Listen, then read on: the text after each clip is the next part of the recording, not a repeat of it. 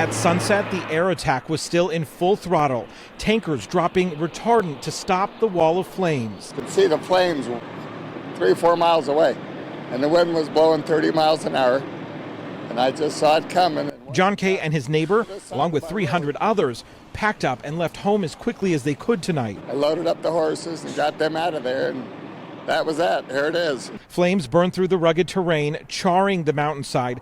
Dry brush, heat, and fast-moving winds kept firefighters guessing where the head of the fire would turn next. They tried stopping it, but flames jumped the 14 freeway. CHP quickly shut down both directions of traffic. Hundreds of drivers stuck for hours. It looked like smoke everywhere, flames, traffic as far as you can see.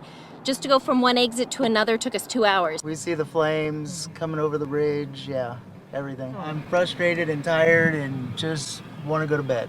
Frustrations only grew, so did the fire line. But there is good news among the brush fire chaos. No homes or buildings burned, and incredibly, no one was hurt. Right now, everybody's okay. Which is what matters the most. That's what matters more than anything. And there is no official word on containment, but firefighters say they've stopped the fire's growth for now. Reporting near Agua Dulce, Rick Montanez, NBC4 News.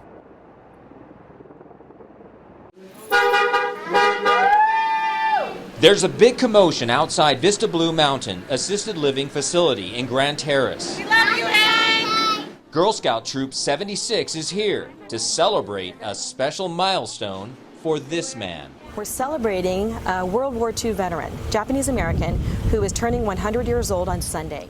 His name is Toshiro Kanbara, but he likes to be called Hank. The day that he was drafted to go to serve, his parents were sent to an internment camp. Family members say Hank could have quit the Army right then, but he didn't because he wanted to serve his country. He's always been so proud of that. He still remembers his Army number. Can't remember our birthdays, but he remembers his number. Happy birthday to you. This was actually supposed to be a much bigger celebration, but because of what's happening right now, it had to be downsized, with Hank keeping a safe distance away. But he's still getting a lot of presents, like these medals made by the Girl Scouts, who have really gotten to know this hero over the past few months. It's really amazing because he's had a hard life, but he kept pushing through. Hi, Hank. I'm here on behalf of the city of Grand Terrace. The mayor of Grand Terrace also recognized that hard journey to 100, which included a Purple Heart for the injuries Hank sustained while fighting in Europe. He took what he had in front of him and he chose to fight for a country, believing that that country would embrace him ultimately. I pledge allegiance. And just by looking at this big commotion, there's no question that this American hero is feeling that embrace. To have the whole community and all these Girl Scouts do this for him is just overwhelming. In Grand Terrace, Tony Shin, NBC4 News. The owners of Blinking Owl like to brag they were purveyors of craft spirits, able to go from grain to glass, making everything in-house. They claim this distillery was the first to open in Santa Ana since Prohibition. We normally produce vodka, orange vodka, gin, aquavit, a cool spirit, and several whiskeys. And just until a few days, or about a couple weeks ago, that's what our normal lives were. COVID-19 ended their tasting room sales, which accounted for 90% of their income.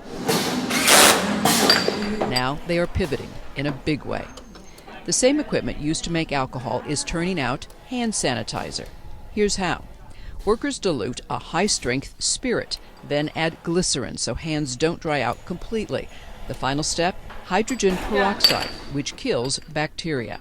The company is using a formula from the World Health Organization. As soon as we announced we were making hand sanitizer, we got almost 100,000 gallons worth of orders or inquiries. Compare that to 1,000 bottles of booze, which was the previous weekly output. Some of the product has been donated to local hospitals. The rest is being sold online and to first responders. The city of Santa Ana bought 3,000 bottles for their police department. I knew there was going to be a shortage on bottles, so we ordered as much as we possibly could. We ordered tons of bottles, tons of grain to start producing. Blinking Owl has an advantage others might not. Distilleries can buy 80 proof alcohol, which is now part of their bottled product called Dirty Bird. Just remember, they say, it's for cleaning, not drinking. In Santa Ana, Vicky Vargas, NBC4 News. Thank you, bud. All right. Thank you. Happy birthday from Honey Community.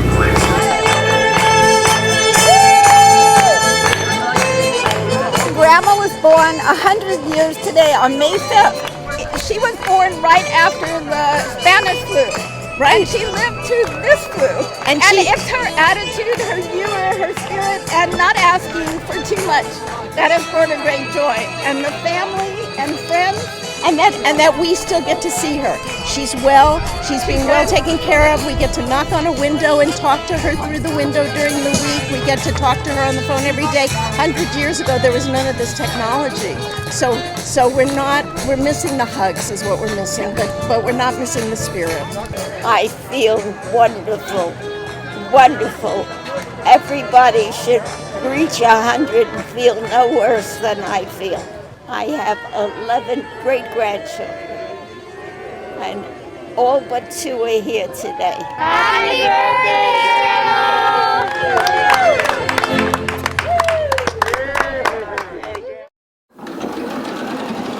Inside her Temecula home, Summer Berg is busy at work.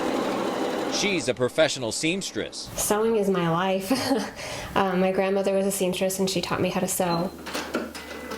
Usually, Summer is sewing clothing for her business, but lately she's been sewing with a different purpose. Right now I'm sewing masks to donate to our local hospital and any healthcare workers that are without the masks that they need. Summer saw a post on social media that there was a desperate need for N95 masks, the ones healthcare workers use for airborne protection from the coronavirus.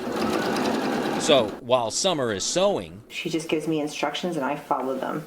Her friend and neighbor, Christine Massa, is cutting. This is one way that I think we can contribute. I'm not out on the front lines fighting disease or anything like that, but it's a small contribution that I can do. Do you need the underneath, the other side? No. Okay. Just a few blocks away, Heather Pearson is handing out supplies, donated by Joanne Fabrics. And these are the masks that we need. Heather is a local nurse. In fact, her whole family is in healthcare. And so my sister works at another hospital and was telling me that she's been using a bandana and, they're going into, and then I started getting phone calls from nurses at work saying, terrified that to go in because they're being asked to reuse masks and such or not have masks. And some of them have medically fragile people at home. That's why Heather started this GoFundMe to help raise money for more protective N95 masks. So during this time, Summer is making temporary ones. Heather affectionately calls her Summer the Sewer. Because, in World War I we had Rosie the Riveter, and I just love that can-do attitude, and that's what it's all about. It's an optimistic approach of not what we can't do, but what we can do. But this is where the filter goes. After getting the masks, Heather inserts material that can act as a filter. It's kind of tacky, and it'll do for now. As long as there is a need, Summer says she'll keep sewing for the first responders who are sacrificing everything for all of us. I mean, there's nothing else you can say but thank you. It's an amazing sacrifice. And it even covers down here. This is in Temecula, Tony Shin, NBC4 News. Really just taking it to another level because with the filter in there. This project started out in our annual briefing with Land Use Services when we talk about defensible space across the county. Somebody in the meeting mentioned, why don't we get goats? We've lived up here 14 years and we've had a number of fires, some that have come up to our fence line before. When you live up here, you're always concerned about fires, and anything that can mitigate the risk of fires up here is a good thing for the residents. And that's the beauty about the goats. They're not leaving a lot of cuttings like you do when you use mowers. They've actually turned that into no duff. Right now we have about 250. By the end of the day, we'll have about 350, between 325 and 350. And they'll be working, as you can see behind us, they're going to follow the perimeter down to the main road and up to the other hill. Goats eat about 8%, sometimes 10% of their body weight. And so 200 goats would do a ton, 2,000 pounds of clearing a day. The community is going to embrace these because the community is going to get something for it. Not only reduces the loss of property, but increases the better air quality, but also it saves money. These goats are like lawnmowers. You take a look on the hill where they've been, and it's almost down to the dirt, which is a real good thing. Dirt doesn't burn. We're starting the 5th week of social distancing here in California, and we decided to go out and give you the opportunity to express yourself.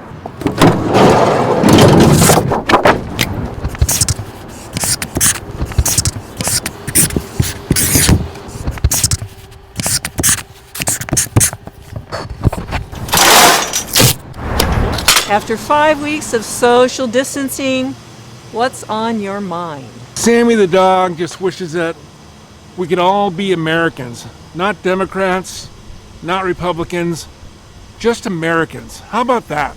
After 5 weeks of social distancing, I want to go out and see friends and go to parks with my dog. I think we flattened the curve and it's time to reopen and go back to work. We have to go in, everybody, and stay in for a month at least in order to stop this, otherwise it's just gonna keep growing. So like what we all want to know about social distancing is when is it all gonna end? And when will we get back to the daily routine of the life? That's honestly all that matters right now, is getting these good Americans back to the way America was. And stay patient. We'll get through this. We always do. What's on my mind is part of the only way to keep us safe during this time. And it's the reason why I'm still healthy, because I'm abiding by the social distancing. I also think that we all should be wearing masks since no one knows who has the virus, and that way at least we're not spreading it unknowingly. So hang in there, everybody. You can do it.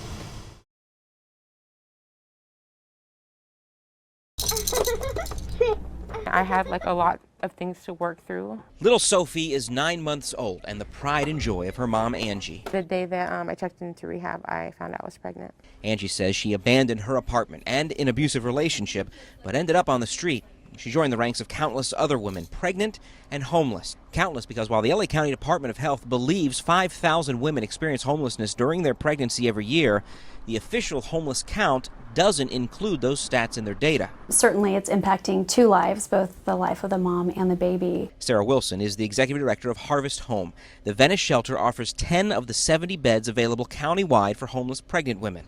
Their programs offer services that help make new moms self-sufficient. They provided therapy, they provided stability. You know, I didn't have to worry about food. I didn't have to sleep in a car anymore. You know, I always had a bathroom. And Harvest Home is about to do more than double its capacity thanks to the LA Archdiocese, which will announce this weekend at its annual One Life LA event that this former convent in West LA will be Harvest Home's second campus. I was hopeless when I found out I was pregnant and had nowhere to turn. And this place changed my life. Angie says the mission here is working. She lives in a subsidized apartment now, but says soon she'll be able to cover the rent entirely on her own. I'm very close to that. Harvest Home is a nonprofit, but it is funded entirely by private donations. And they tell us that in the last 30 years, there have been 600 babies born to homeless moms. Reporting in Venice, I'm John Cadiz-Klimack, NBC4 News.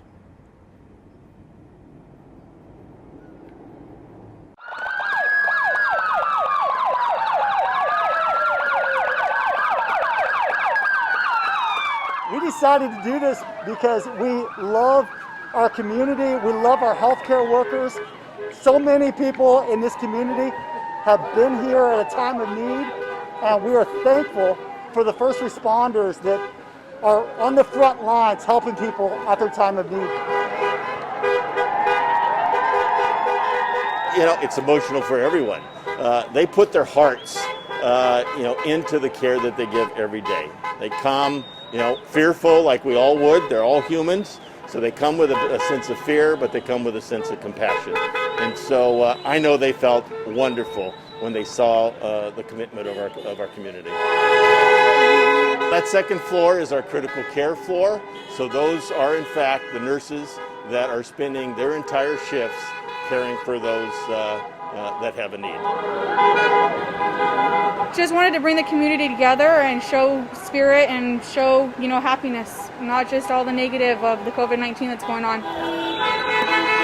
The rain didn't stop at all. As a matter of fact, this has been a beautiful day, and we believe that rain is an outpouring of just love and support. And just like rain falls, we wanted to fall and throw a lot of love and support to the doctors and the nurses and the staff here.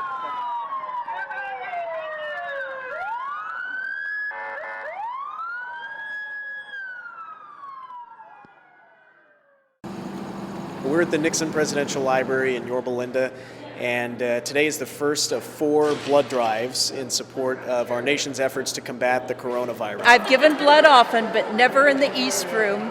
This is a privilege. We had 30 people that are lined up 6 feet apart down the hallway that are ready and willing to give blood. It really is a testament to the American spirit, Americans helping Americans, and we're gonna fight. We're gonna defeat this virus. This is the first time I've really been out other than to go to the grocery store in about 3 weeks.